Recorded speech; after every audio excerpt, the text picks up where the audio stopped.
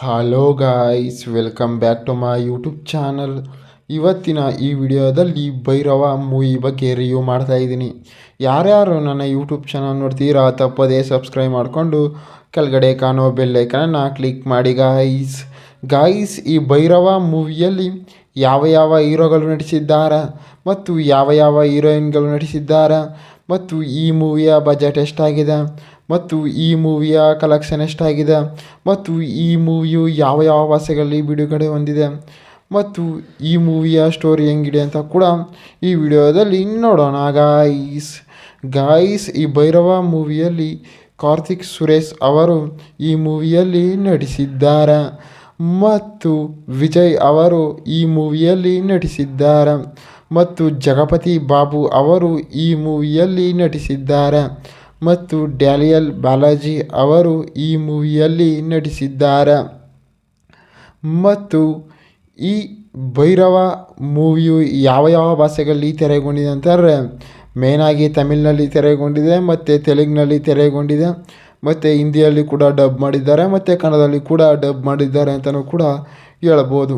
ಮತ್ತು ಈ ಭೈರವ ಮೂವಿಯ ಬಜೆಟ್ ನೋಡೋದಾದರೆ ಸುಮಾರು 10 ಕೋಟಿ ಬಜೆಟನ್ನು ಹಾಕಿದ್ದಾರೆ ಮತ್ತು ಈ ಮೂವಿಯ ಕಲೆಕ್ಷನ್ ನೋಡೋದಾದರೆ ಸುಮಾರು 32.5 ಕೋಟಿ ಕಲೆಕ್ಷನ್ ಆಗಿದೆ ಅಂತ ಕೂಡ ಹೇಳ್ಬೋದು. ಮತ್ತು ಈ ಭೈರವ ಮೂವಿಯು ಸ್ಟೋರಿ ಹೆಂಗಿದೆ ಅಂತಾರೆ, ಈ ಮೂವಿಯಲ್ಲಿ ಸಾಂಗ್ಸ್ಗಳಾಗಿರ್ಬೋದು ಮತ್ತು ಫೈಟಿಂಗ್ಗಳಾಗಿರ್ಬೋದು, ಡೈಲಾಗ್ಗಳಾಗಿರ್ಬೋದು ಮೂವಿಯಲ್ಲಿ ಸಾಕತ್ತಾಗಿ ಕೊಟ್ಟಿದ್ದಾರೆ ಅಂತಲೂ ಕೂಡ ಹೇಳ್ಬೋದು ಗಾಯ್ಸ್. ಅಂತಾರೆ ವಿಜಯ್ ಅವರು ಒಂದು ಫ್ಯಾಮಿಲಿಯಲ್ಲಿ ಜನಿಸಿರ್ತಾರೆ. ಅವರು ತೀರಾ ಬಡತನವಾಗಿರೋದಿಲ್ಲ ಮತ್ತು ತೀರಾ ಶ್ರೀಮಂತನಾಗಿರೋದಿಲ್ಲ. ಅವ್ರೇನು ಮಾಡ್ತಾರೆ, ಒಂದು ಫ್ಯಾಮಿಲಿಯಲ್ಲಿ ಜನಿಸಿದಾಗ ಏನು ಮಾಡ್ತಾರೆ ಅಂತಾರೆ, ಅವ್ರದ್ದು ಒಂದು ಮೀನು ಸಾಗಾಣಿಕೆ ಅಂತ ಇರುತ್ತೆ ಗೈಸ್. ಆ ಮೀನು ಸಾಗಾಣಿಕೆಯಲ್ಲಿ ಅವರು ಒಂದು ಮೀನನ್ನು ಸಾಕೊಂಡು ಕೂಡ ಅಲ್ಲಿ ಸಮುದ್ರ ಹತ್ರ ಕೂಡ ಇರ್ತಾರೆ. ಅವಾಗ ಏನು ಮಾಡ್ತಾರೆ, ಹೀರೋಯಿನ್ನು ಕೂಡ ಎಂಟ್ರಿಯನ್ನು ಕೂಡ ಕೊಡ್ತಾರೆ ಗೈಸ್. ಹೀರೋಯಿನ್ ಎಂಟ್ರಿ ಕೊಟ್ಟಾಗ ಏನಾಗುತ್ತೆ, ಅಲ್ಲಿ ಇಬ್ಬರ ಮಧ್ಯೆನೂ ಕೂಡ ಒಂದು ಬಾಂಡಿಂಗ್ ಸ್ಟಾರ್ಟ್ ಆಗುತ್ತೆ ಮತ್ತು ಇಬ್ಬರು ಕೂಡ ಇಷ್ಟಪಡೋಕ್ಕೆ ಸ್ಟಾರ್ಟ್ ಮಾಡ್ತಾರೆ. ಇಷ್ಟಪಟ್ಕೊಂಡು ಏನು ಮಾಡ್ತಾರೆ, ವಿಜಯ್ ಅವರ ಫ್ಯಾಮಿಲಿಯವ್ರಿಗೆ ಕೂಡ ಹೀರೋಯಿನನ್ನು ಕೂಡ ಇಂಟ್ರೊಡ್ಯೂಸ್ ಮಾಡ್ತಾರೆ. ಇಂಟ್ರೊಡ್ಯೂಸ್ ಮಾಡಿಬಿಟ್ಟು ಏನು ಮಾಡ್ತಾರೆ, ಅಲ್ಲಿ ಕೂಡ ಬರ್ತಾರೆ. ಬಂದ್ಬಿಟ್ಟು ಏನು ಮಾಡ್ತಾರೆ ಅಂತಾರೆ, ಅಲ್ಲಿ ಡ್ಯಾನಿಯಲ್ ಬಾಲಾಜಿ ಅವರು ಕೂಡ ಒಂದು ವಿಲನ್ ಪಾತ್ರವನ್ನು ಕೂಡ ಹೊಂದಿಸಿರ್ತಾರೆ. ಅಂತಾರೆ ಆ ಮೀನು ಸಾಗಾಣಿಕೆ ಹತ್ರ ಅಲ್ಲಿ ಅವ್ರದ್ದೇ ಆದ ಒಂದು ಸರ್ಕಲ್ ಆಗಿರ್ಬೋದು ಮತ್ತು ಅವ್ರದ್ದೇ ಆದ ಒಂದು ವಸ್ತುಗಳಾಗಿರ್ಬೋದು ಆ ಬೋಟಲ್ಲಿ ಕೂಡ ಅದರಲ್ಲಿ ಟ್ರಾನ್ಸ್ಫರ್ ಆಗ್ತಾ ಇರ್ತದೆ ಗೈಸ್. ಅಂತಾರೆ ಈ ಊರಿನಿಂದ ಆ ಊರಿಗೆ. ಅಲ್ಲೇನಾಗುತ್ತೆ, ಈ ವಿಜಯ್ ಅವರು ಮೀನು ಇಡ್ತಾ ಇರ್ತಾರಲ್ಲ, ಅವ್ರದ್ದು ಒಂದು ಬೋಟ್ ಮಿಸ್ ಆಗಿ ಇವ್ರ ಕಡೆ ಬರುತ್ತೆ. ಆವಾಗ ಏನು ಮಾಡ್ತಾರೆ, ಆ ಬೋಟ್ ಎಲ್ಲಿದೆ ಮತ್ತು ಆ ಬೋಟ್ ಯಾರದ್ದು ಅಂತ ಕೂಡ ವಿಜಯ್ ಅವರು ಕೂಡ ಸರ್ಚಿಂಗನ್ನು ಕೂಡ ಮಾಡ್ತಾ ಇರ್ತಾರೆ ಗಾಯ್ಸ್. ಈ ಭೈರವ ಮೂವಿಯು ಒಂದು ಥ್ರಿಲ್ಲಿಂಗ್ ಮೂವಿಯಾಗಿ, ಎಂಟರ್ಟೈನ್ಮೆಂಟ್ ಮೂವಿಯಾಗಿ ತೆರೆಗೊಂಡಿದೆ ಅಂತ ಕೂಡ ಹೇಳ್ಬೋದು. ಮತ್ತು ಈ ಮೂವಿಯಲ್ಲಿ ಸಾಂಗ್ಸ್ಗಳಾಗಿರ್ಬೋದು ಮತ್ತು ಫೈಟಿಂಗ್ಗಳಾಗಿರ್ಬೋದು, ಡೈಲಾಗ್ಗಳಾಗಿರ್ಬೋದು ಮೂವಿಯಲ್ಲಿ ಸಾಕತ್ತಾಗಿ ಕೊಟ್ಟಿದ್ದಾರೆ ಅಂತಲೂ ಕೂಡ ಹೇಳ್ಬೋದು. ಮತ್ತು ಈ ಭೈರವ ಮೂವಿಯಲ್ಲಿ ಡೈರೆಕ್ಟರ್ ಆಗಿರ್ಬೋದು ಮತ್ತು ಪ್ರೊಡ್ಯೂಸರ್ ಆಗಿರ್ಬೋದು, ಮ್ಯೂಸಿಕರ್ಸ್ ಆಗಿರ್ಬೋದು ಮೂವಿಯನ್ನು ಸಖತ್ತಾಗಿ ಕೊಟ್ಟಿದ್ದಾರೆ.